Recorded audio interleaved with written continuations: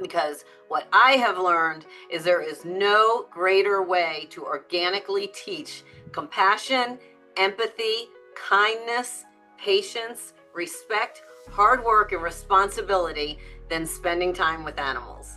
So some of our kids are in the SAVE program and they're learning how to actually take care of the animals, like veterinary type skills. But then other students of the school, they get to spend time with the animals by reading books to them, sitting nearby quietly and viewing them and talking to them. And the animals respond with trust and affection. So it's actually healing on both sides with the kids and with the animals. It's one of the most beautiful things you could ever see. Welcome to the Better Life for Animals podcast, where we amplify the voices of animal advocates, sanctuaries, and changemakers working toward a kinder, more compassionate world. Through powerful stories and expert insights, we shine a light on the efforts to rescue, protect, and advocate for animals. Be sure to subscribe wherever you're watching or listening. Every follower helps us reach more people and support animal sanctuaries. Enjoy the conversation. Michele Fasnacht is a pioneering educator and changemaker who founded Solid Rock Community School and the Sanctuary at Solid Rock, where she integrates compassionate, humane education in every aspect of learning. Drawing on her deeply personal journey through bullying, school trauma, and her own diagnosis with progressive MS, Michele has crafted a model where kindness, eco-friendly living, and authentic responsibility are at the core of how children grow. As the creator and host of the Plant the Change podcast, Michele amplifies the messages that education with compassion, both for humans and animals, can transform not only individual lives, but entire communities. And her work challenges each of us to envision a more inclusive, empathetic future. Michele, welcome to the podcast. Thank you so much for being here today. Thank you so much. I'm very happy to be here. What inspired you to create Solid Rock Community and the Sanctuary at Solid Rock? Okay, big questions to start with. All right. So Solid Rock Community School it really started from my own personal childhood experiences, honestly. I was a kid who faced a lot of bullying, abuse, assault, and trauma. And I really have a past. When I became a mother, I wanted my children to grow up in a world that was different and felt safer and kinder than what I grew up in. So I started with my kids, just like every mom does. And we were involved with public schools, private schools, homeschooling. And every one of them had pieces of components that were good, right? But there was a lot of things that still didn't align with the values that I wanted for my family. And immediately when my kids were in school, I started seeing the bullying and different things that was going on.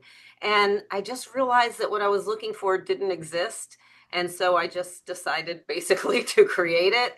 And that's really how Solid Rock began. It was really just because I wanted to raise children who were kind to one another and who were kind to animals. And I wanted academics, obviously, to matter. Academics was very important to me, but compassion was key to me. And then, gosh, you asked about the sanctuary. Oh my goodness. Okay. So that's like really jumping ahead in my story, though, just so you know. So the school existed long before the sanctuary. So the school started in 2004, many, many years, long, more than a decade before the sanctuary started. So I'll jump ahead to the sanctuary since you asked about that. Sure. So, like right from the beginning, animals were part of our school experience because I knew that the best way to teach compassion, empathy, and patience was with animals. And in the early days of school, we took field trips to places that I wouldn't do now. So there were things like zoos, anywhere you could go that had animals, because I knew kids loved animals. But as I learned and as I evolved, we shifted completely towards visiting rescues and sanctuaries instead. And then the problem was that most of the sanctuaries, they were so many hours away from us, and they could only hold small groups of students. And those became the most important visits that the kids loved so much. but it wasn't enough. We could only go once in a blue moon because it was hours away and far. And through that experience and through running the school, at that point, I'm running the school for way longer than a decade.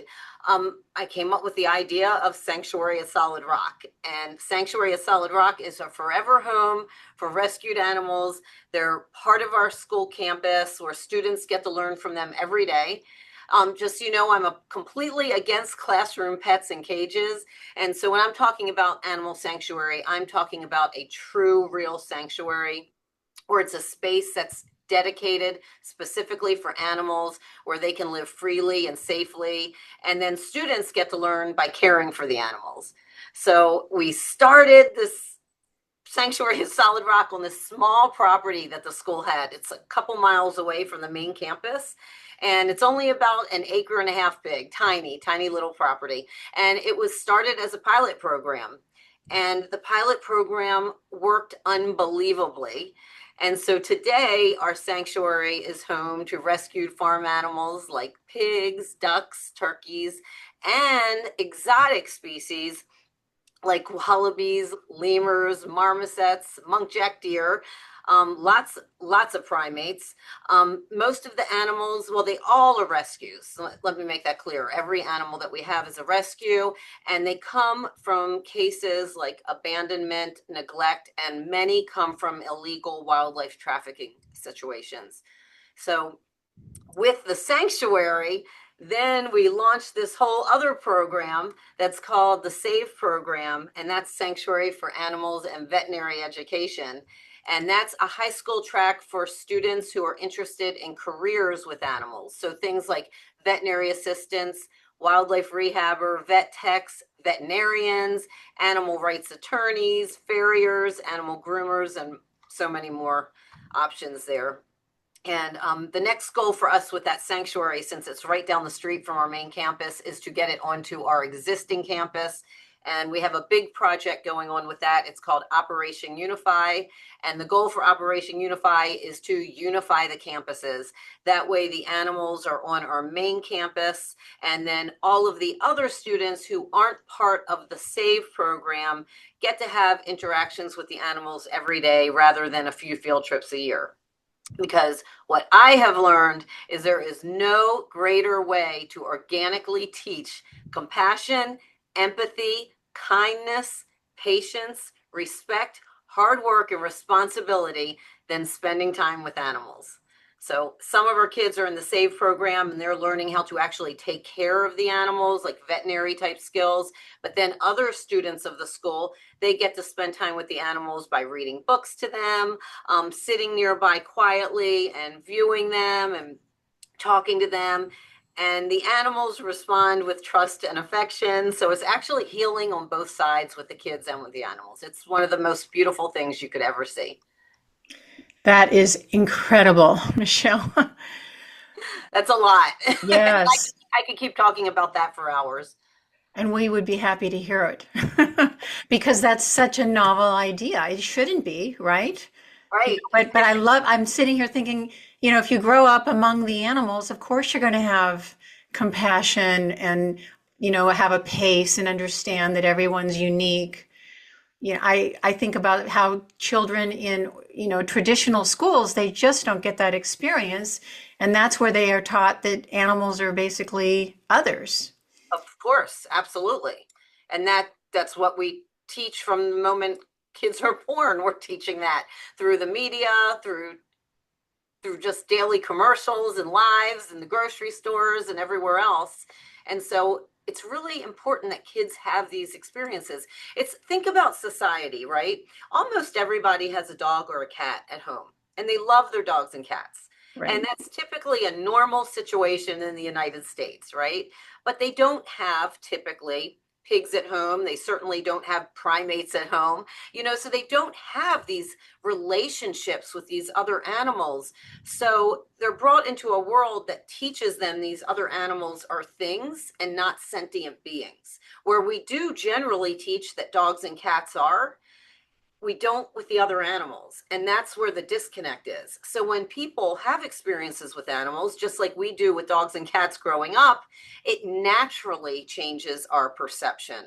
So through these experiences, these organic things happen without anybody having to do anything. It just organically is happening. And that to me is invaluable. Are all of your students vegan? Are all of the parents on board for being eating compassionately, or is that something that you take everyone? No, we take everyone. I mean, my goal is not to preach to the choir, right? I Okay. mean, I didn't open a school to have a vegan school. Well, first of all, let's remember, I opened the school pre-being vegan. I was not Okay. vegan when I started the school. I was a, pretty much a vegetarian. And I hadn't eaten meat since I was a child, but that's a whole nother story. But I became vegan later in life after I started the school, and I can tell you a little bit about that if you want to hear Sure. Absolutely. understand the story. So, after I started the school, I've got the school going on. I'm a vegetarian. Um, but my story came later, really. So I had been a vegetarian for a long part of my life, and I was sick most of my life. I was actually very sick and disabled, and just everything got crazy in my life. And I was diagnosed with progressive MS and lupus.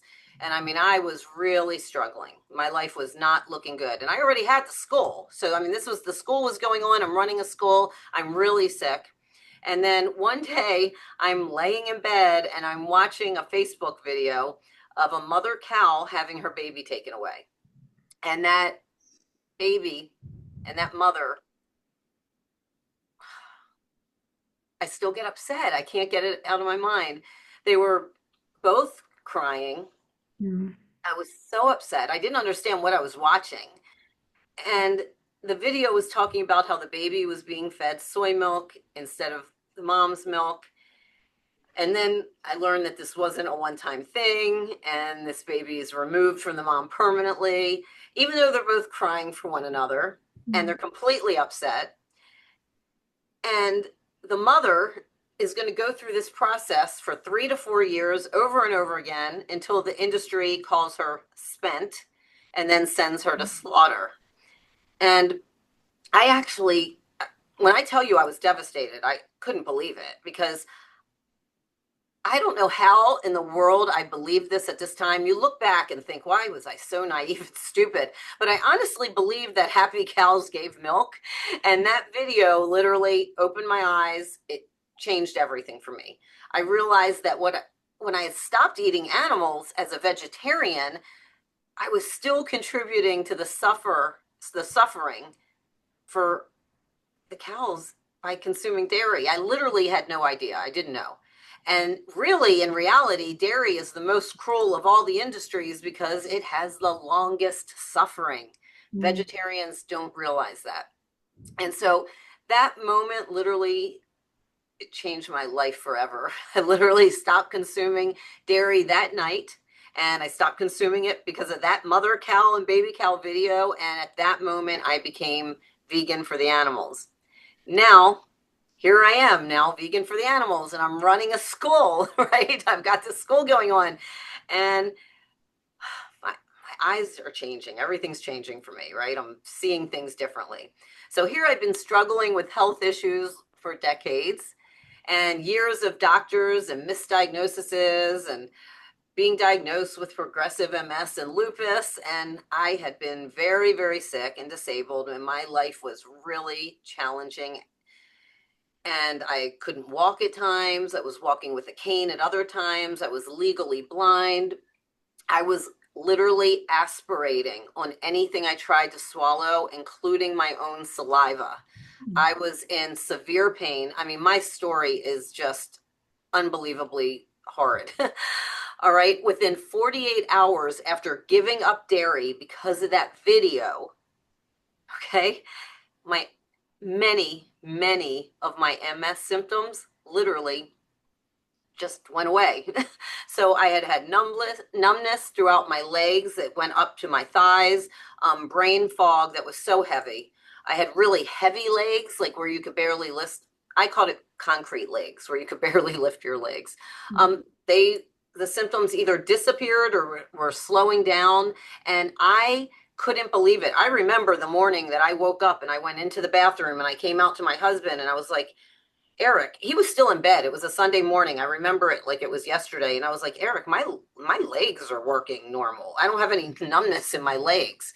And the only change that had happened in my life was removing dairy. That's it. So I literally jumped on the computer and started researching the connection between dairy and autoimmune disease, dairy and chronic illness. And I could not believe what I was reading. Like literally, there were countless, like so many peer-reviewed studies, medical testimonials linking dairy to inflammation, hormonal imbalance, digestive issues, neurological symptoms. And I just was like, what? I couldn't believe it. Like I, at that moment, realized, okay, yes, I was now vegan for the animals, but now I was also plant-based for health. And both mattered very importantly to me. And I was in shock that it was all right there at my fingertips, but I had never seen it before and no doctor had ever mentioned it to me. So that moment really changed everything in my life. And I started seeing the whole world differently. So my home, my kids, my choices, my school, I had always been what I felt was compassionate, but now I saw a whole different thing of compassion that I had overlooked before.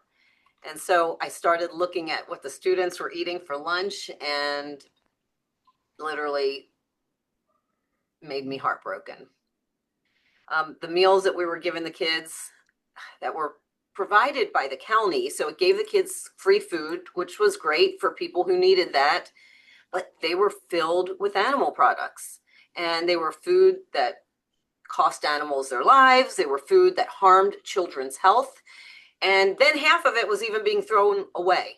So when I tell you I would go home and cry, I would literally get in bed and I would cry, sob like you wouldn't believe, just tears streaming down my eyes, saying to my husband, how can I keep doing this? How can I be part of the school? We're literally giving kids food that literally cost animals their lives and literally made me sick. So how do I know it's not going to make someone else sick? I had guilt like you cannot even imagine. It was unbelievable. And so I reached out to the county to see if we could get vegan meals for the school. And the answer was no. After years of trying that and trying to find solutions, what happened is that we bought a new school campus. So prior to 2019, we had been renters in other people's buildings. And in 2019, we bought our own school building and it had a commercial kitchen. And so this was the first time we were in a place that had its own kitchen. And we were so excited. So we stopped serving county meals. We moved into this facility and we created our own 100% plant-based cafeteria. We hired a school chef to develop healthy, compassionate menus. And I did that for the kids. I did it for the animals. I did it to help in every way that I could. It helps. We all know that it helps human health. It helps animals. It helps our planet. And once you know better, that's the problem. Once you do know, you can't pretend you don't. And at this point I knew, and I couldn't live with the guilt of knowing that animal products could contribute to a child's illness later in life when I literally experienced it and I knew it was possible and I was in a position that had power to make change. So now at the school, we teach health, wellness, compassion, and we serve food that reflects our values. So it's a beautiful thing. It has been a hard process to go through, but we're here now, and that's very exciting. That's excellent. You're listening to Better Life for Animals podcast. Our mission is to amplify the voices of animal advocates, sanctuaries, and change makers working toward a kinder, more compassionate world. But we can't do it alone. We need your help. First of all, go ahead and subscribe to this channel wherever you're watching or listening. And then get involved by visiting betterlifeforanimals.com. That's betterlifeforanimals.com. Be sure to check out our blog, learn more about incredible sanctuaries, and explore our book section, where 100% of net proceeds from book sales are donated to sanctuaries. Every action you take helps to make a difference. And remember, subscribe to this channel. And now, back to the show. For those of you who are just joining us, we're speaking with Michele Fasnacht of Solid Rock Community School. That is quite a story. I'm wondering, when you made that transition, what was the reception of the students and the parents? Everybody asked me that question, and it wasn't like wholeheartedly welcome, it's so funny because food is such a thing with people, right? It's like, it's their lifeline for some reason. If they're used to eating a certain way, it's very difficult for people to make change. And when we first made the change, I guess it felt very drastic for some people. And we had a big exodus. We had an exodus of staff members. We had an exodus of families. And it was so sad to me that the thought of like eating healthy plant-based meals offended people. I couldn't believe it. And of course, I was brand new to doing this in this way. So I probably wasn't doing the best at explaining things and making the path. Now it's a totally different story. So when we immediately did it, it was a rough change. Now it's not at all, because now it's like when I first started, I really, like I said, didn't go about the best way of explaining things. And I think now when you explain it to parents, what's important to adults is different than what's important to kids. Adults care so much about health, right? Because they're usually dealing with health issues and they have issues in their family and they're trying to be healthier, lose weight, whatever it might be. So they will welcome hearing about health. Where kids don't care about health. I mean, they do not care. They think they're invisible. They're not thinking about health, but they do care about animals, and they might care about the planet, and they maybe care about the health of their parents. So you really have to look at it in a big picture way. So you're teaching it in a way that can resonate with everybody.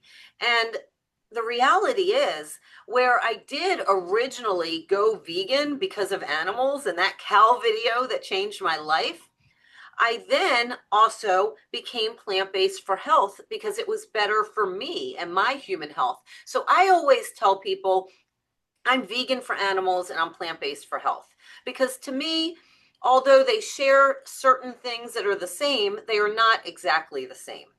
And I don't care why you do things. I don't care if you're vegan for animals, plant-based for health, plant-based for the environment, whatever it may be, because the reality is that when you eat a diet of plants, for whatever reason you do it, it's a more compassionate choice that is better for people, animals, and the planet. It's absolutely true. It's a win-win. Yes. But I agree with you. If I ever get stumped on how to defend my choices, I just go back to the fact that it's cruel. No one can argue with that. It's cruel. Well, it is, but people do argue with that all the time. That's an argument we face every day. I mean, I think that everybody will say, and everybody recognizes that factory farming and slaughterhouses are cruel. I don't think anybody will argue that. I think everyone recognizes that. But yet, the majority of people still buy their food from grocery stores, and that's where they get their animal products from, is from slaughterhouses and factory farms. So they're so detached and desensitized that they don't really understand. And that's why education is so important. And that's why it's so important that we are teaching our families and our students different ways to look at things. Like in our school garden that we have, that's part of the school cafeteria, right? So we connect the students directly to their food from seed to table. So they get the plant water, harvest, and see fresh fruits growing and see fresh vegetables growing. And all of a sudden, these kids who don't normally eat a lot of vegetables at home, or maybe have never tried kale, okra, or bok choy, all of a sudden they try them and they like them. And it's because they grew them. So now they have this relationship with the food. So through things like gardens and composting, kids get to experience something that they may not experience in the household. And they might be able to even take it back at home. We always encourage them to do some of these things at home also.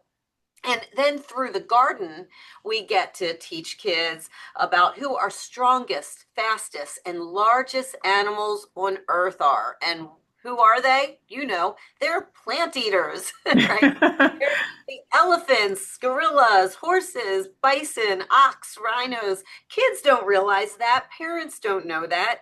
So it's simple but powerful to show them that connection, right? Plants do give strength, they give fuel, and they give vitality, not just to animals, but they also give them to us. So it's a really great way to teach kids. And they certainly understand that eating fruits and vegetables and plants is more compassionate than eating animals. Anybody can understand that. So when you start showing them the connection of things, that's when people start to understand. It's we have a big fight in this world because media is the big thing, right? TV and all TV shows and commercials. What are they showing us? Watch commercials. Sit and watch commercials for a little while. I challenge you. It's going to be this fast food, this animal product, this junk food, and then it's going to be medication for acid reflux, Right. medication for stomach disorders. It's literally to give you medication for the food they just advertised. But that's what parents and kids learn. So it's like we have to get in and teach them otherwise, because it's not happening. It's not really easily accessible. It's easily accessible if you go looking for it, right? So if you get onto Google nowadays, you can type these things in and you can learn, but you have to have the motivation, desire, and put the time and effort into doing it. So that's where it becomes challenging for people, particularly adults, because they're older and they have big habits. Habits are hard to break. And even if they want to break them, sometimes they're just so hard because it's tradition, it's family, it's all of these things that they have to deal with to break these habits. So it takes people like us coming out and talking about things and sharing the truth honestly, and being willing to answer questions and being able to teach with compassion. And we do that through something that we call Compassionate Humane Education. And that's a big deal for us. You want me to share a Yes, little bit please about tell that? us all about that. I am interested in that. I'm sorry, I can keep talking for an hour without taking a breath. So And it's all good stuff, Michelle. Keep going. interrupt me whenever you want. So Compassionate Humane Education, CHE, we call it here at school for short, CHE. It's the teaching framework that I've developed over the last 20 years. So CHE is, think about CHE, Compassionate Humane Education, right? Compassionate is the part that describes how we're teaching. So we're teaching with patience, understanding, compassion, and care. Humane education is the part that's describing what we're teaching. And that's going to be lessons that nurture kindness, they nurture responsibility, respect for who? People, animals, and the planet. So CHE isn't a separate curriculum. It's a framework that I've developed that's infused into the school culture, every part of it, in every classroom. So you don't replace your existing lessons, you don't replace your curriculum, instead you're enriching it. So like, I'll give you like an example. So a science class that's studying ecosystems, and they explore animal habitats, how they're affecting pollution. Maybe a math class that's calculating feed ratios for rescued animals. It's really pretty fun and cool. And after years of trial, pivot, and refinement, because I'm talking, it takes a lot of time to do things like this, a lot of pass and fail, right? We formalized the Chi framework, and it's actually getting ready to be launched and available to other schools and churches and after-school clubs and animal sanctuaries, and even parents who want to bring it into their households. That website is chiimpact.org, by the way. But my feeling is, no matter where you teach or lead, no matter what you're doing, kindness belongs in the curriculum. We have to teach it. It has to be part of everything we're doing. We have to normalize compassion. We have to normalize these things. They have to stop being an extra, a side. When kids get in trouble, we teach compassion. Why are we waiting till kids get in trouble to teach compassion? Let's let it be part of the societal norm. Look at our society. We are in so much trouble today with how the world is going and where things are with just disagreements. And my gosh, we have to teach this at a young age so we can have kids grow up to be citizens who actually can become leaders who can make change that's positive and productive for all of us. Because right now, that's not what's happening. We need help in this country. And guess who's going to be leading this country in the future? It's the kids today. So we need to start this change with the kids, but we also need to get it out to the families. And then, gosh, with that, I can lead right into the Plant the Change podcast, because all of this goes together, just so you understand. Every single thing that I'm doing ties together. So the Plant the Change podcast grew out of everything that we're doing at Solid Rock. So we teach compassion, we rescue animals, we show that health, kindness, and sustainability and education, they all go hand in hand. And after living my journey of illness, recovery, and transformation, I really wanted to reach more people than just our students. And of course, we want to reach our families, but I want to share it to more people. I want to create change in lives to make people stop, think, and open their hearts just a little wider, right? Just a little more. Every little step makes a difference. So I teamed up with John Corey. He's the producer of Forks Over Knives and other groundbreaking documentaries. And together we created Plant the Change. And that is a podcast that brings together doctors, educators, activists, and change makers from all over the world, people who are living proof that compassion works and education is key. And with each episode, we share stories of healing, hope, and humanity, from rescued animals to people who are reversing chronic disease, even like me, through plant-based living, teachers who bring humane education into classrooms. And it's not about preaching to people, it's about possibility. So that name, Plant the Change, it came from the idea that one small action, one little seed can grow into something that transforms lives. So whether it's planting a garden, whether it's rescuing an animal, or rethinking what's on your plate, it always starts with a single choice. And so the podcast is an extension of the mission at Solid Rock and Chi, Compassionate Humane Education, to educate, empower, and inspire a kinder world. So sometimes people think that the school, the sanctuary, the podcast, and the Chi framework, they think they're like 4 separate projects, but they're not. They're all one. They all came from the same place, right? It's a desire to end suffering and replace it with compassion. So the school teaches kindness to kids. The sanctuary gives animals a second chance. The podcast inspires people to make change in their own lives. And Chi gives others the tools to replicate it wherever they want. So it's not 4 separate things. It's one mission expressed in different ways, if that makes sense. People think, how are you doing all this? And I'm just telling you, I don't know. I don't know. I don't sleep. It's all so important to me, because we're teaching compassion to people and showing that it doesn't belong in just one part of your life. It belongs in all of your life, every piece. Michele, I just cannot add to anything that you have just said. That is so well put. I agree with everything you've said. They're all tied together. And thank goodness for you, Michele. Thank goodness for people like you who are spreading the word and starting young. So if there's anything else you'd like to add before we need to go, or if there's any particular initiative that you'd like to highlight so that our listeners could perhaps help you, please share. That would be great. So the thing that people can do that would help, first of all, follow us, right? Like and follow us on social media. And hope you have a pen and paper to write all this down, because we have a lot of social media going on. But we really like people all over the country to follow what we're doing, because we're the only school in the country doing this. So we really do need support, because we're doing something really different. And when you're doing something different, you face resistance. So to have people liking, watching, commenting, and sharing, it really means a lot to us. So for the school, you can follow us on social media. We're on Facebook, Instagram, and TikTok, I think. I think the school's on TikTok. But I know for sure Facebook and Instagram. For the school, it's Solid Rock Community School.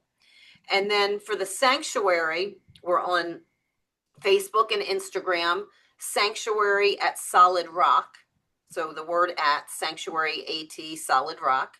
And then on Instagram, it's both the school and the sanctuary on one Instagram account, and that is Solid Rock, Florida. Then for the curriculum CHI, it's really a framework that you would go to chiimpact.org, and you can put yourself on the list for that. And then for the podcast, we're on Facebook and Instagram. Facebook, it's Plant the Change. Instagram, it's Plant the Change Official. And TikTok, it's Plant the Change. And you can watch us on YouTube, Spotify, or any of the podcast places. We're everywhere on social media with that.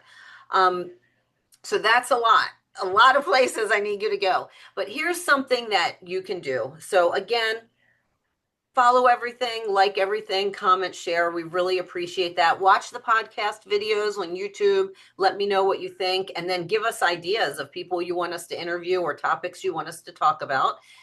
But then also what you can do is you can support our work if you feel led to, and leave a donation. That would be fantastic. You can go right to the school or sanctuary and donate. We are a 501c3 nonprofit charity, so anything you donate is tax deductible, and these donations help dramatically. Right now, we are trying to move the sanctuary campus that I said is down the street onto our main campus. We are building a new campus now. We're taking the 1.5 acres and moving it onto 7 acres. And we have a really beautiful build out that we are putting together, that we're actually going to have a full-size veterinary clinic. We're going to be able to accept way more kids into the program there, which right now is full. There is no more space. So we're super excited about that. And our animals will be able to have even bigger enclosures. And like I said, many of these animals, oh my gosh, their stories are they're all just horrible, honestly. If you go to Sanctuary at Solid Rock, you can also become a subscriber on Facebook for $4.99 a month. And that actually helps with the veterinary bills for the animals every month, which is a big blessing for us. There's just so many ways you can help, and anything anyone feels led to do is really appreciated very much. So that's it. I mean, like, follow, share, comment, and if you can, be a donor as well. Thank you, Michele. This has been an empowering and enlightening conversation with Michele Fasnacht of Solid Rock Community School and Sanctuary. I really appreciate the time. And for those of you who have been listening, if you've enjoyed the podcast today, please like and subscribe so that we can create a better life for animals. Thank you for joining us on the Better Life for Animals podcast. Together, we can create a world where all beings are treated with dignity, respect, and care. If you enjoyed this episode, be sure to subscribe, rate, and review wherever you're listening. It helps us reach more people and spread awareness about the incredible work happening in animal sanctuaries. You can also share this episode with friends and fellow advocates to keep the conversation going. Until next time, keep speaking up, taking action, and making a difference for the animals.